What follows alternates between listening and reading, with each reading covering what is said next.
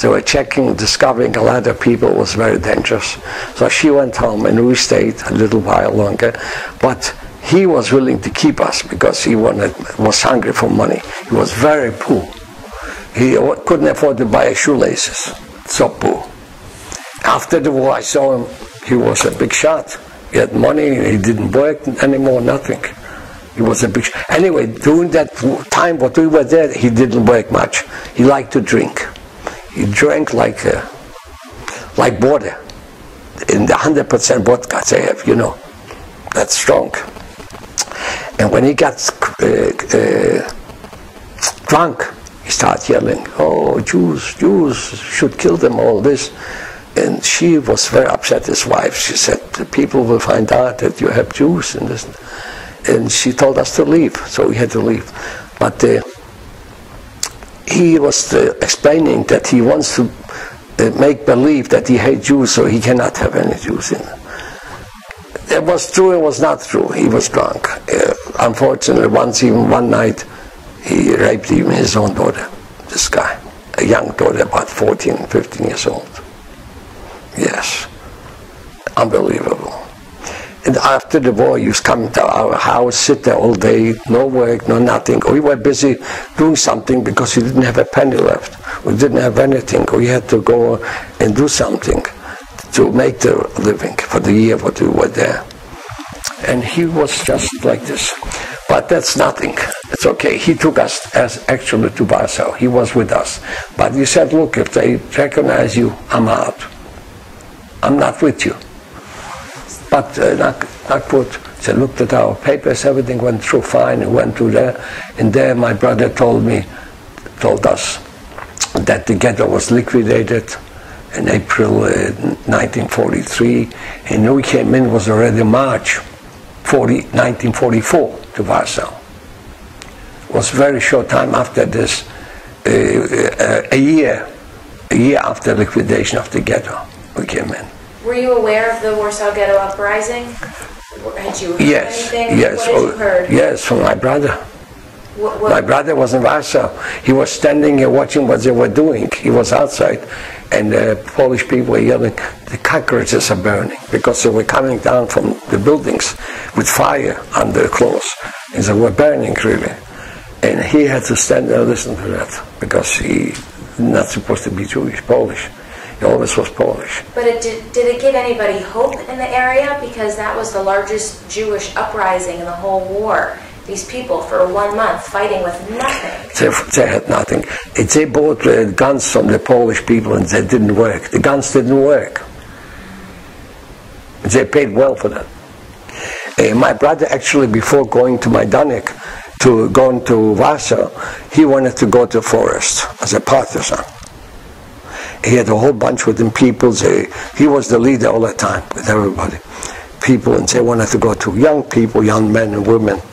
They wanted to go. The one were hiding in Lublin. But then he had a guy from before the war who lived in his house too. And that guy was German-Polish. They called them Volksdeutsche.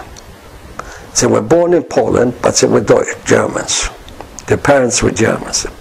So this guy told him, look, he loved him very much. They were very good friends before the war. He told him, don't go, because they're killing. The partisans are killing all the Jews. So we didn't go. Everybody else went. They said, we have to. Then he reported to us back that all the Jews were killed right away when they came in. It was an ambush.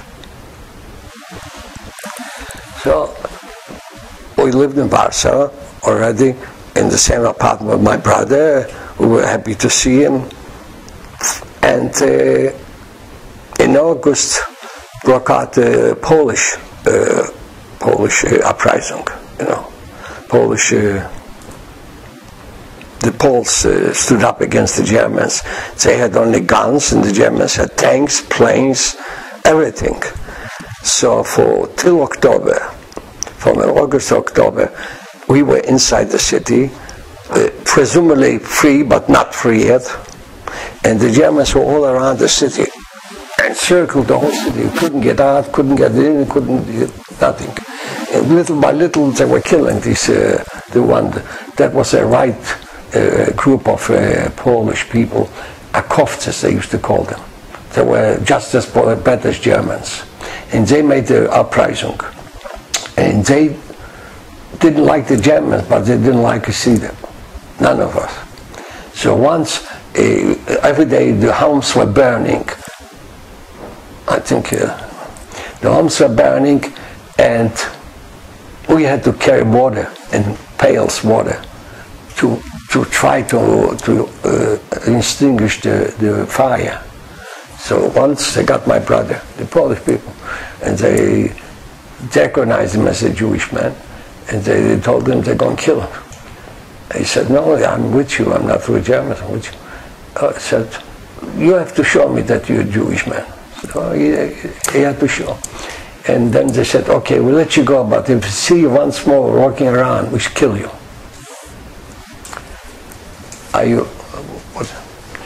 So we were again like prisoners in this place, in the Polish place, because the Germans were not in the city. So when in October, they surrendered to the Germans. They saw that they have no way to defend themselves. Everything, the whole city was in ruins. Everything was bombarded on the planes. A lot of Polish people and Jewish people were killed in the raids. So my brother decided to stay in city because when we had to exit from that, Powasa was a gate where Germans were standing there checking out, and Polish policemen. The Germans wouldn't recognize us, but the Polish, they would. So we didn't go. My brother made the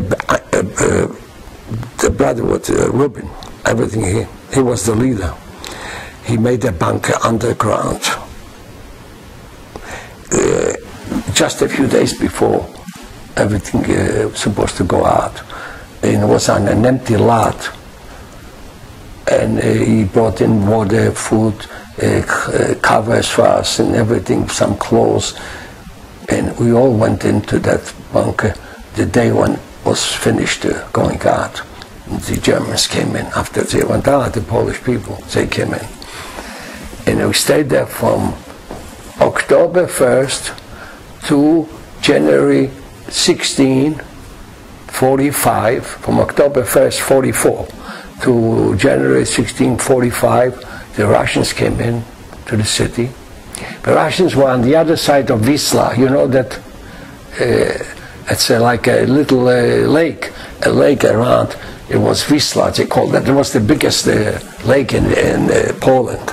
Big lake. And they were standing on the other side of the old Warsaw. They called it Praga on the old side. They were standing there, the Russians, they wouldn't move, because the corpses, the fighters, the Polish fighters said, we don't need help from the Russians. We don't like Russians. We don't like Germans. We don't like Russians. So the Russians stood there till really they called for help. Before leaving, they called for help, and that was too late. But the Russians came in after, and we were there in the bunkers, laying and listening, because before that, the Germans used to come in with Polish workers and take out everything from the homes, which were still standing, cleaning up everything. And once an officer, he was with the Polish workers, he stepped on our cover, the cover was covering our bunker. But was a lot of snow. It was snowing, every time was snowing, all night, all day. A lot of snow. So he didn't see that. But all of a sudden I heard him yelling. We thought that he saw it. He was yelling for help. Meanwhile, he hurt his ankle. And they all left for the day. And a few days before the Russians came in, got so quiet, we knew that something is happening, but we didn't know when. And when will be, because I knew the Russians are standing on the other side. And then another bunch of people, what my brother knew, they were hiding in another bunker. They came out. They said, come out, the Russians are here. We came out, and it was a beautiful sunny day in January, but it was a sunny day.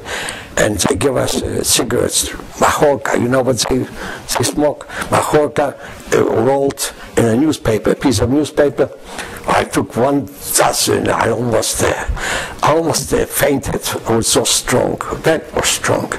But I was sad and happy.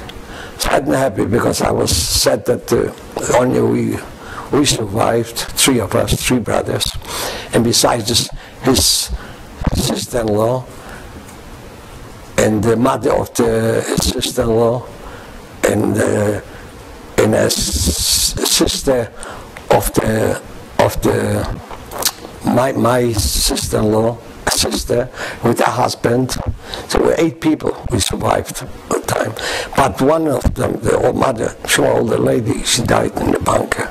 So they went out. My brother, in his mother-in-law. He was a very religious man. He knew he was almost like a rabbi. He could be a rabbi. They went out at night. They buried it there, right next to the bunker. And after the war, they came to Warsaw. They moved it to the cemetery, to the main cemetery. What happened to your parents, and what happened to your uncle? My parents. Who was a rabbi. Oh, this I don't know what happened there. But he probably was killed because he never showed up anymore. And I forgot to mention that once I liquidated, not liquidated, once he made the selection in April 20, 1942, that was Hitler's birthday. So they came in on his birthday to take some Jews out and kill them. So at night, we were all sleeping. It was late in the middle of the night, and we all got outside. Usually we used to hide. This time we all went out, and they put on the lights, the big lights. They had special lights, and it was like daytime. And then we were standing quite a few hours till they start selecting us.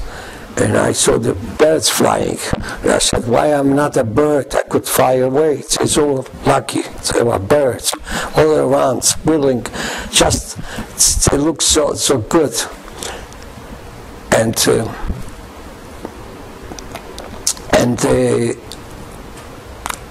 after that,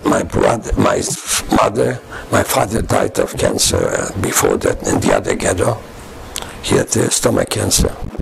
How did you start your life over again after the war? How did you come to the States? I just want to finish about my parents and my mother. Sure. My mother, my 2 sisters, and my sister-in-law, and the 2 children who were taken away to Majdanek, and that's what they perished. But my mother, before leaving, she was on the right side, right and left, you know. So she was in the right place not to go, and I was in the left. So she switched places with me. She went and I stayed. I have a lot of writings, papers and articles about this. I published my articles in the Miami Herald, you probably know, in Sun Central. Matter of fact, I have something that I will show you. And in the Jewish Journal, I wrote since 1990, when I came with my wife to Florida. She came to me. I moved to Florida in '87. But my wife moved to Florida in 1990 from Montreal. And when I started writing that time, because my wife was the one who encouraged me to leave something about this, what happened. And she was very helpful